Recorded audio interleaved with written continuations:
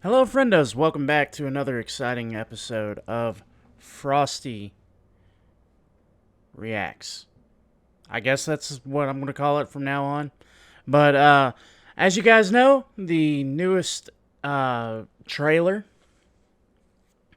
of Sonic the Hedgehog just dropped, and I'm super excited. Well, it dropped yet. What was it? Yesterday, but I watched it. And to be honest with you, I'm ready. I'm ready for this movie to come out. And what I'm going to do for you is I'm going to maybe break down a little bit of the reasons why I like the redesign, a couple of reasons why I like the look of the movie, and we'll just go through like the trailer so that we can see what's going on. So, without further ado, let's start it. Okay, so first off, and I know I just started it, but the eyes. Oh my gosh, the eyes. If you remember correctly, and if I can find it, I'll put it somewhere so you can see it. The old eyes were small as hell and look like human eyes, and it just does not work with Sonic. Also, his like little cheeks and like face, right around his nose. His nose has changed. It doesn't look like just I guess, an animal nose. It looks more like the cartoon Sonic nose. The mouth, it doesn't look like it's like a superimposed mouth on top on fur, like kind of like an annoying orange type thing. It actually looks like it's all animated, and it doesn't look like a human in a suit. So, good job with that. And the eyes are very reflective, although it does look like there's just some kind of light always on his eyes. I'm not sure if I like that, but I mean, the design's much better. So let's continue. Okay, so this shot actually establishes. Let's see if I can't get. Can I go back a little bit? No. Do. All right, let's try to catch it.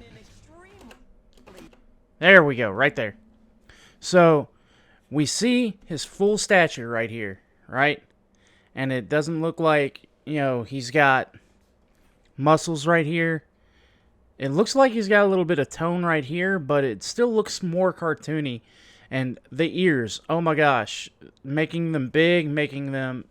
Basically, the way you make any type of cartoon is you make the head bigger, you make the eyes bigger, you make the hands and feet bigger. And this is supposed to make the cartoon look a lot better. But you're still supposed to keep things proportional, just make the head a little bit bigger, the hands and feet bigger. Because it still, gives you that idea that it's a cartoon, not something that's in real life. And it just looks better.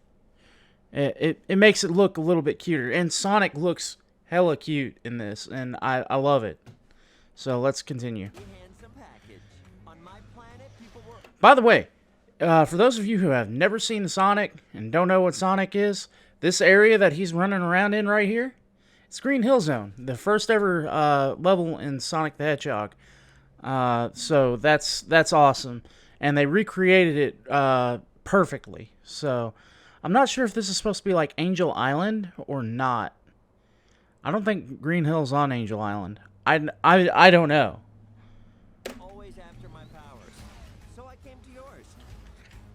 So this right here is hilarious because, for those of you who've never read comics, but I'm pretty sure most of you have and know who the Flash is, fastest man alive, as it says right there.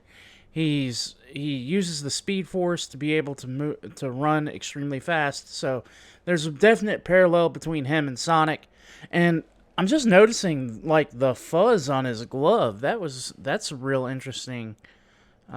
tidbit, but see him reading the Flash comics, it's genius. I really like that touch. So, and then of course him blurring through all this, him blurring through, reading the comics. That was a good touch to show, how fast he moves and how fast he can read and this, that, and the other. Basically showing off his speed and establishing that he's fast, right? Possibly even the fastest thing alive. So this is another Easter egg that I'll hint on. Hilltop Road is a reference to Hilltop Zone from Sonic 2. So that's really cool. When I first saw it, I was like, holy crap. I love it. Because you're giving nods to the game. And that's all we ask for is give nods to the game, make him look right, and, basically show how fast he is. Alright, so, I know I'm pausing it a lot, but there's a lot to take in here. First of all, the mouth is amazing. Like, having it go to the side like that, that's classic Sonic. They nailed it. But, if you look at his headband, it is flat out the Sonic logo from the first and second games. I don't think there was a third game that used that logo. Maybe in the Sega Game Gear versions, but I don't. No, the third Sonic did use it, but Sonic and Knuckles didn't use it. So that's another little bit of an Easter egg there. That joke's good. So if you're listening real closely, you can hear the Green Hill Zone theme playing, right? And this scene is actually a throwback to, I think, a couple of different episodes of the different Sonic cartoons over the years, where he's playing some kind of sport and he's playing all the positions because he's so fast. So that's something that's really interesting.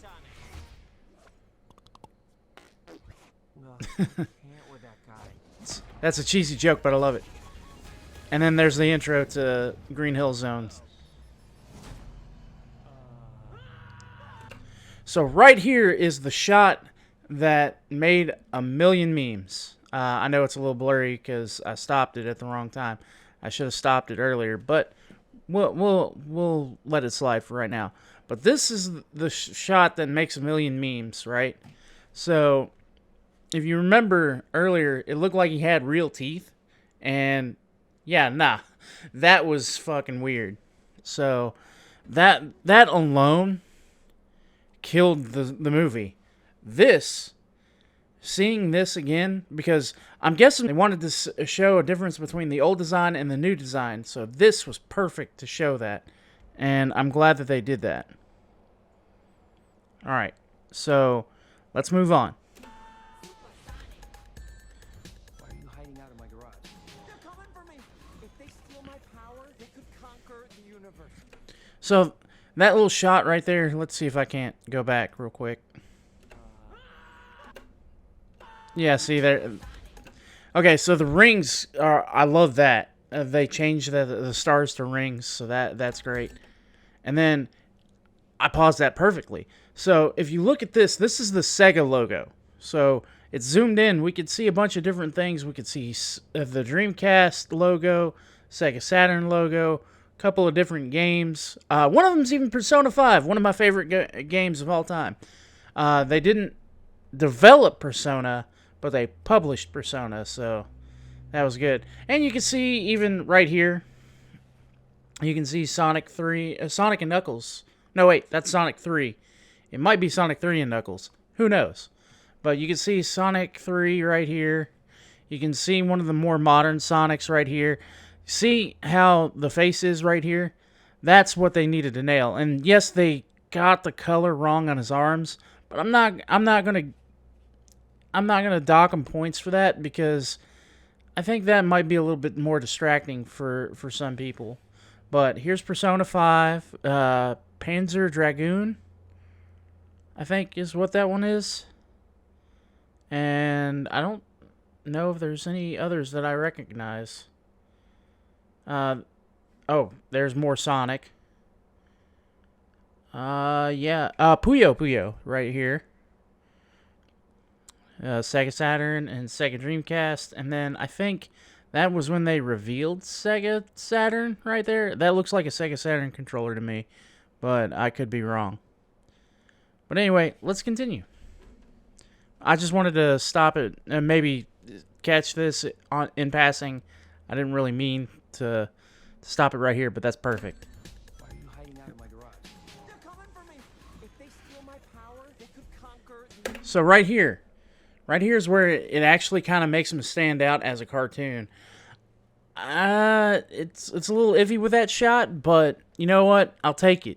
If this is the design of Sonic, and he's going to stand out among all this other stuff, I'm fine with it because he looks like Sonic instead of whatever we got previously.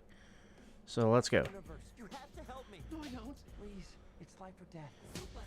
So one of the constant themes of Sonic, before we continue, I just kind of want to touch on this, is the power of friendship.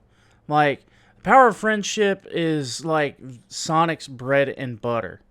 So them having like a kind of a friendship, but basically a buddy cop movie, I expected. So that's going to be interesting to see if they go that route. Make them like clash at the beginning, but become friends at the end. Good morning, my rural chum, Mr. Doctor. So one of the biggest complaints I do have with the movie is that Dr. Robotnik doesn't look like Dr. Robotnik. And at first he doesn't. I guess this is going to be like an origin story for him. If they make this a series, they have to do it like they did the games. Sonic first. We see Sonic. We learn about Sonic. Then we get Tails. And then we get Knuckles. I think that's how they did it in the Genesis. I think between Sonic 2 and Sonic 3, they created Sonic CD, which introduced Amy. But we're not going to go there. That's a whole bag of crazy right there. But anyway, so that's my biggest complaint, but I'm willing to hold off my complete and utter judgment to if, he becomes more of the traditional Dr. Robotnik / Eggman at the end of the film. So let's continue. I'm going to give you 5 seconds to tell me where it is. Wait, don't hurt him. So that was perfect right there. Like, let's be honest. If we saw a anthropomorphic animal, something like Sonic, we wouldn't just stand there and be like, "Oh, get him!" We'd be like, "Holy crap! What the heck is that?" Or if I'm going to, basically, that's what we would do. We wouldn't stand there and be like, "Oh, this is normal." We'd be like, what?" So I like that, and the fact that he punched him as he's screaming. But it was a good joke. It was good. It was a good setup. Road trip? Woo-hoo! This can't be happening to me. Oh my God! Stop the car right now! What? The world's largest rubber band ball? We gotta see it. No, this is not some fun family road trip. So I love this right here. This joke right here. Here, let me. I'm trying to get it not blurred. There we go. It's not blurred now. Took me, too many tries. Anyway, guys, so I love this. So a lot of times with kids' films and I guess going on road trips, it kind of suffers from the Michael thing. If you've never seen Michael is about an angel who comes to Earth. I guess he's the angel of love or something like that, and a reporter is trying to find him and report on and bring him back to prove to her boss that angels are real and stuff like that. But one of the biggest pitfalls of that is he wants to go and see all these asinine things, like the world's largest non-stick frying pan, I think was one of them. But the rubber band ball thing avoided this, like, I guess, pitfall of where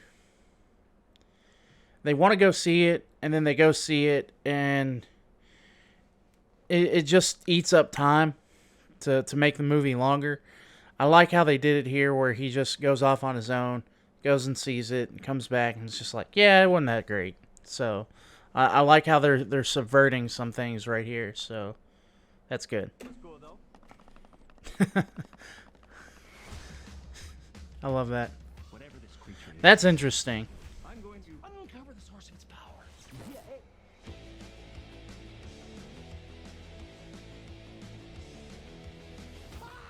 I just thought you might like a latte with steamed Austrian goat milk. Of course I want a latte. I love the way you make. So another kind of distraction from the source material, I think, is going to be Jim Carrey. While the movie will be fantastic to watch with him in it, I'm assuming it's going to be all the scenes that he's going to be in are going to steal the show, is what I meant to say. He just... Dr. Robotnik, to me, kind of seems like this evil mastermind who does have a bit of a quirky personality, but that came with, like, Sonic X and, the 3D Sonics. I never really grew up with Dr. Robotnik actually being quirky. And, of course, that's when they changed his name to Eggman as well. So I'm not sure how I feel about his quirky nature on this. I kind of just wanted him to be an evil villain, but letting Jim Carrey have his moment of fun, I think is a good idea. Like it will make the movie far more enjoyable than if it was just your generic, I guess, superhero plot. So. We'll have to see with his character. So, Let me show you how it's done. I love this right here. Because you get to see Sonic, actually kind of standing still, but he's still doing something. But he's not, on the move or anything like that. And we get to see him in, like, normal clothes. And the cowboy hat, I love it. But this is actually a reference to several different cartoons of Sonic, where they give him a cowboy hat and, like, basically cowboy attire, except they give him a bandana instead of just a regular T-shirt. So that was a fun little nod. So should we get out of here? Yeah, time to go. I always want to do this. Slidey slide. So, the biggest thing that you have to do with a video game movie is not only capture the feel of the character and some of the music, but you also have to get the sound of what the character does. Like Mario without his little springy noise. That's not Mario. So, having Sonic without the ring sound, without the spin sound, it's not Sonic. So good job on the film crew for that. How are you not dead? I have no idea. The dancing is really good too. That's classic Jim Carrey right there. That's see, we saw a little glimpse of Dr. Robotnik there. You've got car insurance, right?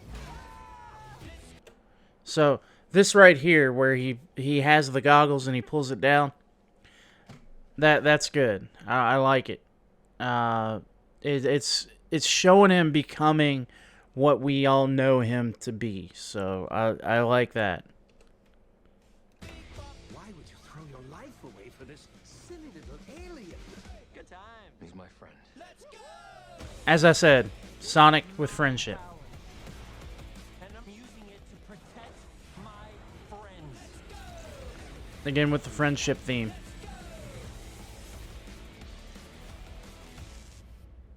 So, you're supposed to be Tom's best friend that he won't shut up about.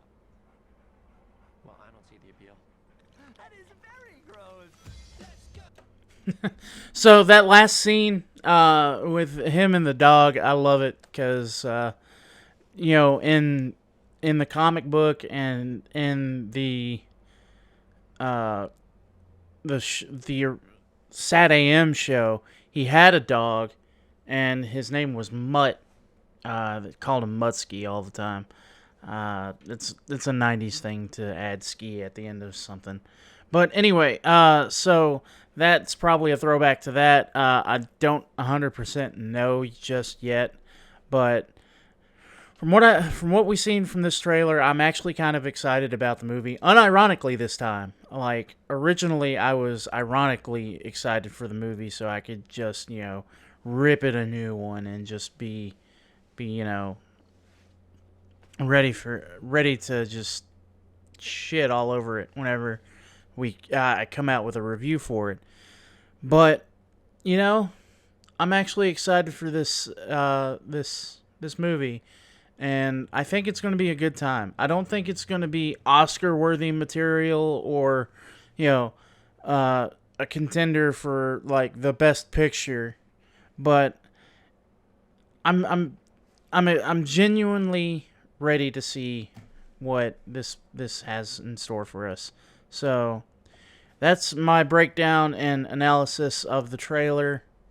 And I know I paused it a lot, but there's so many Easter eggs that kind of they threw in here for us that I just wanted to go through the entire trailer and show you and kind of just point out different things.